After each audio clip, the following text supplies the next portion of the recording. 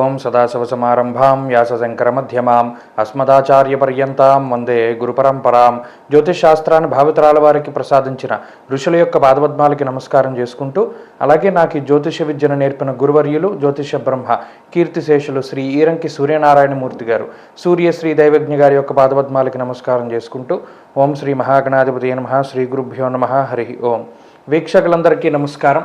June నెల 9వ తారీఖు లగాయితూ June 15వ తారీఖు శనివారం వరకు ఉండేటువంటి గ్రహగతుల ఆధారంగా ద్వాదశ రాశుల వారికి ఈ వారం ఏ విధమైనటువంటి శుభాశుభ ఫలితాలు కలగబోతూ ఉన్నాయో ఈ కార్యక్రమం ద్వారా తెలుసుకుందాం.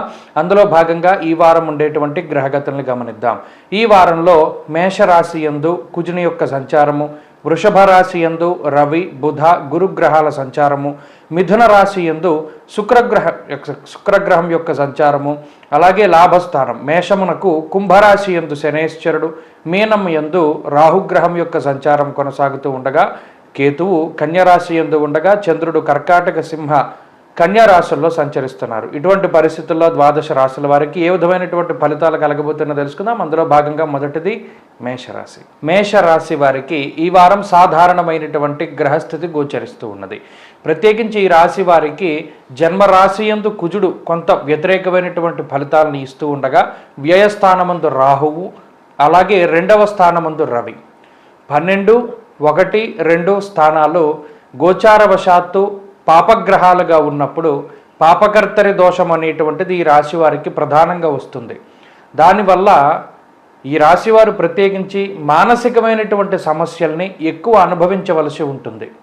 వ్యయ ధన జన్మరాశుల యందు గోచారవశాత్తు రాహు కుజ రవిలు ఉన్నప్పుడు కూడా శారీరకమైనటువంటి పీడ కొంత అధికంగా ఉంటుంది. అనగా ఈ 3 గ్రహాలు కూడా అగ్ని సంబంధమైనటువంటి గ్రహాలు కాబట్టి వేడి వల్ల వచ్చేటువంటి సమస్యలు, అవి చర్మ సంబంధిత సమస్యలు కావచ్చు, శరీరంలో ఉష్ణోగ్రతలు పెరగడం వల్ల వచ్చేటువంటి వాత పిత్త కఫ సంబంధమైనటువంటి వ్యాధులు కావచ్చు, ఇలా శరీరం కొంత అనారోగ్యం బారిన పడడానికి ఈ గ్రహస్థితి ఎక్కువగా అవకాశాన్ని కల్పిస్తూ ఉంటుంది.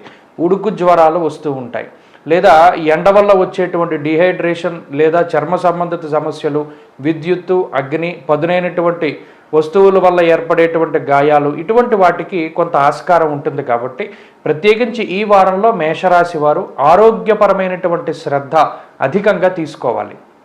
మితంగా కావలసినటువంటి సమయంలో మాత్రమే ప్రయాణాలు చేస్తూ ఉండడం చెప్పదగినటువంటి సూచన. అనవసరమైనటువంటి ప్రయాణాలు చేయరాదు. ఈ గ్రహస్థితి ఆర్థిక పరంగా మనం చూసినప్పుడు ఆర్థికంగా ఈ వారం సాధారణమైనటువంటి పరిస్థితులే నెలకొంటాయి.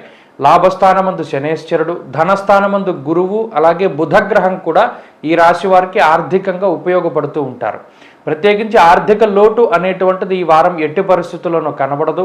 ప్రత్యేకించి ఏదైనా శుభ కార్యక్రమాలకో, లేదా ఏదైనా గృహోపకరణాల కొనుగోలుకో, వస్త్రాలు వాహనాలు ఇళ్ల స్థలాలు లాంటి వాటి కొనుగోలుకి కూడా ఈ గ్రహస్థితి సహకరిస్తూ సకాలంలో ఆర్థికపరమైనటువంటి ఇబ్బందులను తగ్గించేటువంటి విధంగా సహాయపడుతూ ఉంటుంది. అలాగే కుటుంబపరమైనటువంటి విషయాలు సాధారణంగా గోచరిస్తూ ఉన్నాయి. కోపం అధికంగా ఉంటుంది. కోపము, అసహనము, చికాకు వంటి వాటితోటి మేషరాశి వారు ఎక్కువగా ఈ వారం కొంత ప్రవర్తిస్తూ ఉంటారు. వాటిని తగ్గించుకునేటువంటి ప్రయత్నం చేస్తూ ఉండాలి. అలాగే కుటుంబ సభ్యులతోటి ప్రవర్తించేటువంటి తీరులో కూడా మార్పు వస్తూ ఉంటుంది. అలాగే ఆరోగ్యపరమైనటువంటి జాగ్రత్తలు అవసరం. ఉద్యోగపరమైనటువంటి విషయాలను పరిశీలన చేసినప్పుడు ఉద్యోగ పరిస్థితులు మిశ్రమంగా గోచరిస్తూ ఉన్నాయి. ఉద్యోగపరంగా కొంత అధికమైనటువంటి శ్రమ చేయవలసినటువంటి అవసరం ఉంటుంది. అలాగే వ్యాపార పరంగా కూడా కొన్ని ఎక్కువ కాలం పాటు కొంత నిర్ణయాలు తీసుకోకుండా ఉండడం చెప్పదగినటువంటి సూచన. విద్యార్థులకి గ్రహగతులు సాధారణంగా ఉన్నాయి. స్త్రీలకు ప్రత్యేకించి ఆరోగ్యం పట్ల శ్రద్ధ అవసరం. ఉద్యోగ వ్యాపారాలు చేసేటువంటి స్త్రీలు కొంత ఒత్తిడికి లోనవ్వడానికి అవకాశం ఉంటుంది. మేషరాశి వారి ఈ వారం మరింత అనుకూలమైనటువంటి ఫలితాలను సాధించడానికై లక్ష్మీ నరసింహస్వామి వారి యొక్క ఆరాధన చేస్తూ ఉండడం చెప్పదగినటువంటి సూచన. ఈ వారంలో కలిసి వచ్చేటువంటి రోజు బుధవారంగా చెప్పవచ్చును. అదృష్ట సంఖ్య 4, అదృష్ట వర్ణము లేత ఆకుపచ్చ రంగు.